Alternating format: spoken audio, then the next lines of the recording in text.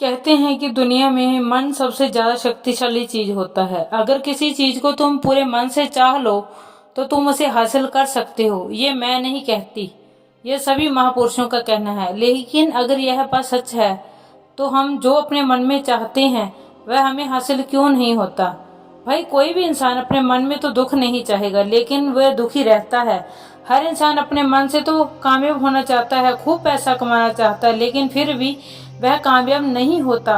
भला ऐसा दुनिया में कौन इंसान होगा जो अपने मन में यह चाहेगा कि मैं नाकामयाब रहूं या मैं पैसा ना कमाऊं। सोचने की बात है। तो इसमें दो चीजें सामने निकल कर आती हैं। या तो वह महापुरुष गलत थे जिन्होंने यह बात बोली कि मन से चाही हुई चीज हासिल हो सकती है, या फिर हम गलत हैं। आज की कहानी में जो मैं आपको बताने वाली हूँ उसमें आपको एक ऐसा मंत्र मिलेगा। उसे समझने के बाद आपको एक ऐसा मंत्र का पता चलेगा जिससे आप यह समझ पाएंगे कि अपने मन से कोई भी चीज को कैसे करवाई जा सकती है, मन में किसी भी बात का बीज कैसे बोया जाता है। यह इस कहानी से आपको अच्छी तरह से समझ में आ जाएगा और इससे आप यह भी समझ पाएंगे कि आकर्षण का नियम कैसे काम करता है। कहानी छोटी सी है लेकिन बहुत ही गहरी है। इस कहानी को पूरा लास्ट तक जरूर देखना और अच्छे से इस कहानी का पूरा लाभ ले पाएंगे। तो चलिए कहानी शुरू करते हैं और समझते हैं कि मन का मंत्र कैसे काम करता है। एक बार की बात है, एक आदमी के जीवन में सिर्फ दुख ही दुख थे। वह जो भी काम करता उस बेचारे का वह काम पूरा ही नहीं होता। घर में आता तो घर में क्लेश बना रहता, किसी से कोई मदद मांगता तो कोई भी उसकी मदद नहीं करता। ऐसा लगता था कि चारों तरफ से उसके ऊपर दुख का पहाड़ टूट पड़ा है। उसे समझ नहीं आ रहा था कि मैं इन दुखों से कैसे पार पाऊं। वह दिन रात यही सोचता रहता था कि अपने दुखों से छुटकारा कैसे पाना है। इसी कारण से वह रात में सो नहीं पाता था। उसकी आंखों के नीचे बड़े बड़े काले घेरे बन गए थे, जो इस बात का प्रतीक थे कि वह आदमी कितना दुखी है और कितना चिंतित है। कभी कभी तो उसके मन में आत्महत्या करने के भी ख्याल आते थे, लेकिन अपने परिवार की चिंता करके वह यह कदम नहीं उठा पाता था। वह इतना दुखी हो गया कि उसने यह निर्णय किया कि अब वह इन दुखों से छुटकारा पाकर ही रहेगा। इसके लिए चाहे उसे कितनी भी मेहनत करनी पड़े, कुछ भी करना पड़े, चाहे अंगारों पर ही चलना पड़े, लेकिन इन दुखों से छुटकारा हासिल करके ही रहेगा। ऐसे ही एक दिन उसने अपने मित्र से पूछा कि मैं अपने जीवन को कैसे सुधार करके उसको अपने जीवन को कैसे सही कर सकूं। मित्र ने उसे बताया कि तुम किसी बाबा के पास जाओ। बाबाओं के पास ऐसा मंत्र होता है जिससे सारे दुख मिट जाते हैं, जीवन खुशियों से भर जाता है और धन संपत्ति भी हासिल होती है। तुम किसी ऐसे बाबा को ढूंढ लो, बस तुम्हारा काम बन जाएगा।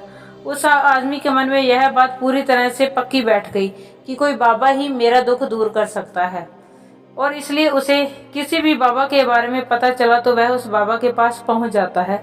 उस बाबा को अपनी समस्या बताता है, उसे उसका समाधान पूछता है और कहता है कि बाबा, मैं कुछ भी करने के लिए तैयार हूँ, लेकिन मेरी इन समस्याओं से मुझे छुटकारा दिला दीजिए। आप जो कहेंगे मैं वैसा ही करूँगा, लेकिन मेरे जीवन को सुधार दीजिए। बाबा उसे कुछ टूने टोटके बताते थे करने के लिए और बदले में दान दक्षिणा भी ले लेते थे कि यह टूना टोटका करने के बाद तुम्हारे घर में सुख शांति बनी रहेगी।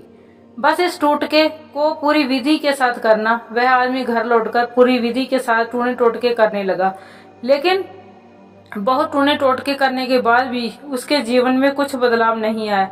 इसके विपरीत उसका जीवन और ज्यादा दुखी हो गया।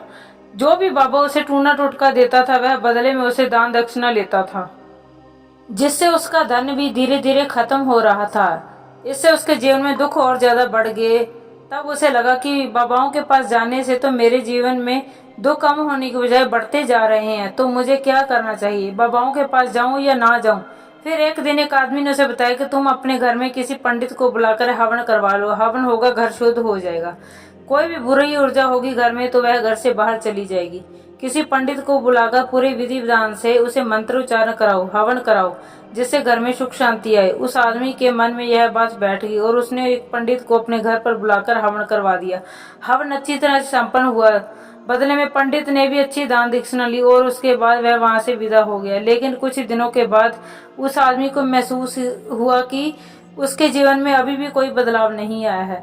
अब वह आदमी पूरी तरह से दुखी हो गया और ज्यादा परेशान हो गया। अब तो उसे लगने लगा कि मेरे जीवन में दुख कभी खत्म नहीं होंगे। और यही सोच सोच कर उस आदमी का बुरा हाल हो गया था। फिर एक दिन उसे अपने मित्र से एक ऐसे बाबा के बारे में पता चला जो समाधान बताने के लिए कोई दान दक्षिणा नहीं लेते थे।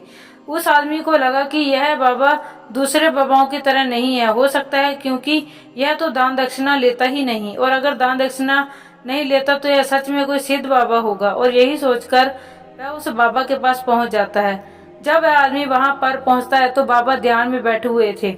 यह देखकर आदमी वहीं पर चुपचाप करके बैठ जाता है, ध्यान से बाहर आने का इंतजार करने लगा। थोड़ी देर बाद बाबा ने आंखें खोली तो सामने एक दुखी और परेशान युवक को बैठे देखा। उसकी आंखों के नीचे काले घेरे देखकर ही समझ गया कि यह आदमी अपने जीवन में कितना परेशान है।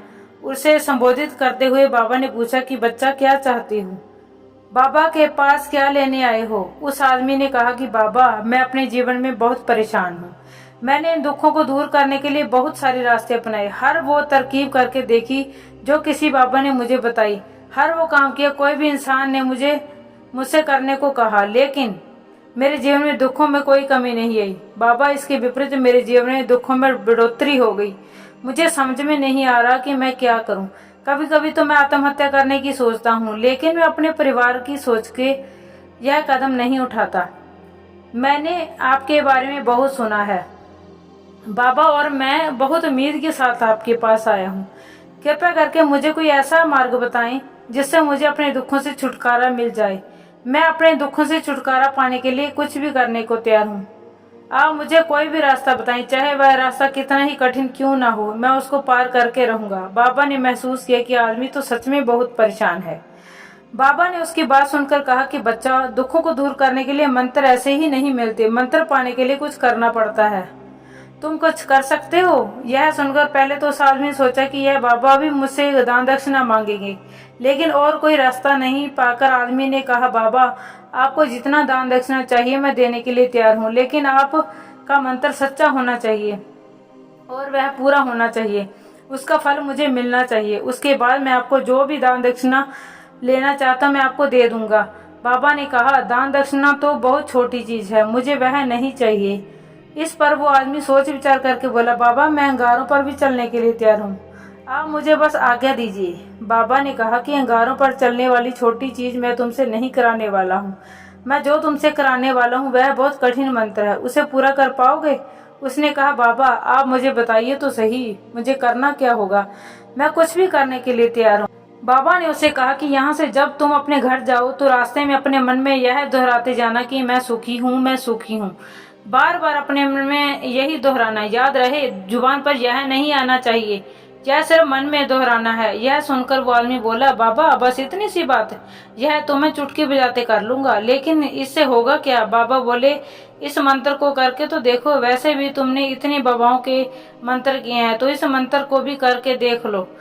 इस आदमी ने सोचा कि बाबा कुछ दान दक्षिणा तो ले नहीं रहे हैं, और छोटा सा मंत्र है, इसे तो मैं कर ही लूंगा।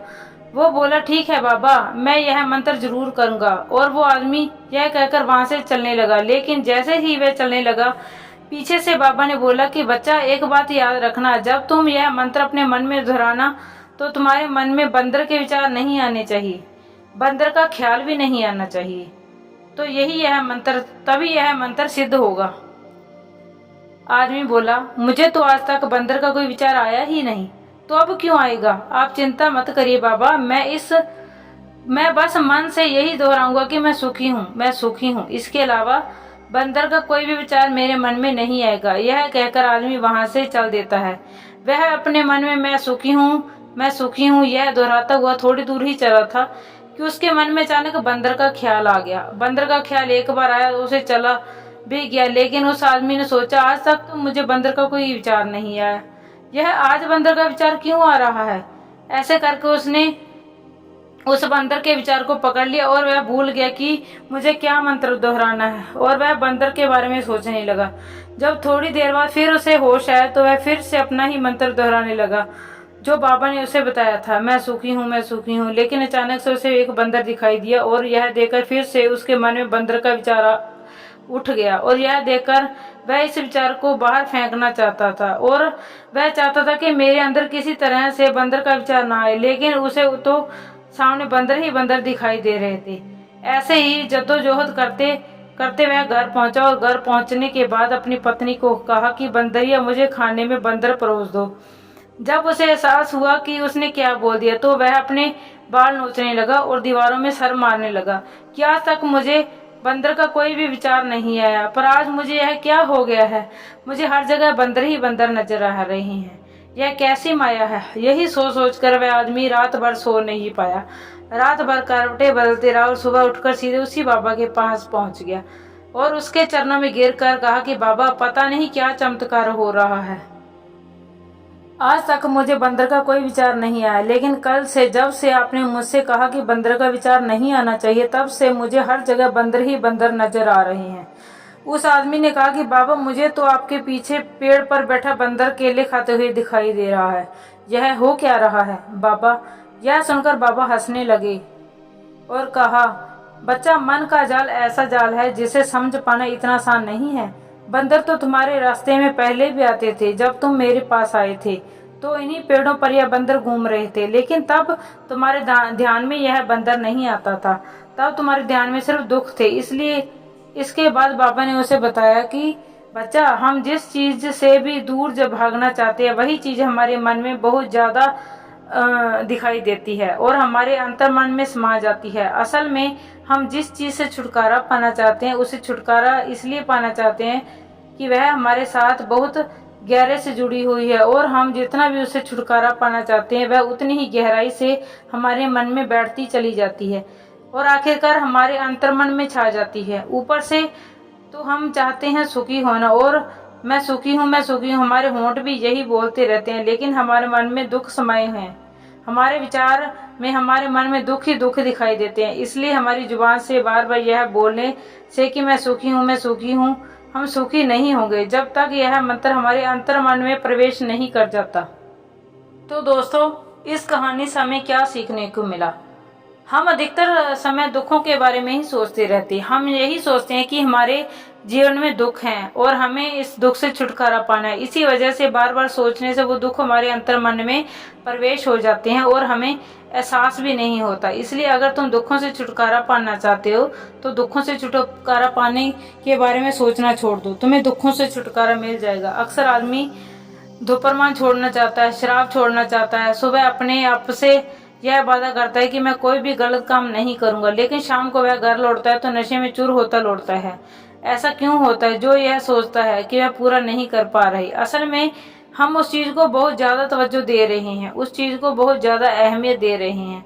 जब भी हम उस चीज को छोड़ने के बारे में सोचते हैं तो हम उसकी इम्पोर्टेंस यानी कि विशेषता ज्यादा ध्यान देते हैं। हमारा मन उस चीज के बारे में जितना ज्यादा सोचेगा, शराब या हो या धूम्रपान छोड़ने के बारे में जितना ज्यादा सोचेगा, हमारा मन उतना ही उस चीज के पीछे ज्यादा भागेगा। हमें उस चीज से लड़ना नहीं है, बल्कि बिना सोचे गुजर जाना है। और अगर हम इस मंत्र को समझ लेंगे तो हम अपने जीवन में जो भी पाना चाहते हैं उसे अपने अंतर्मन में डाल सकते हैं। और एक बार वो लक्ष्य हमारे अंतर्मन में बैठ जाता है तो फिर सफलता पाने के लिए कोई समस्या नहीं आती, कोई दिक्कत नहीं आती। तो दोस्तों, कैसी लगी यह कहानी? और नई नई कहानियों के लिए हमारे चैनल को सब्सक्राइब करें, वीडियो को लाइक करें और आगे भी शेयर करते रहें। Thank you.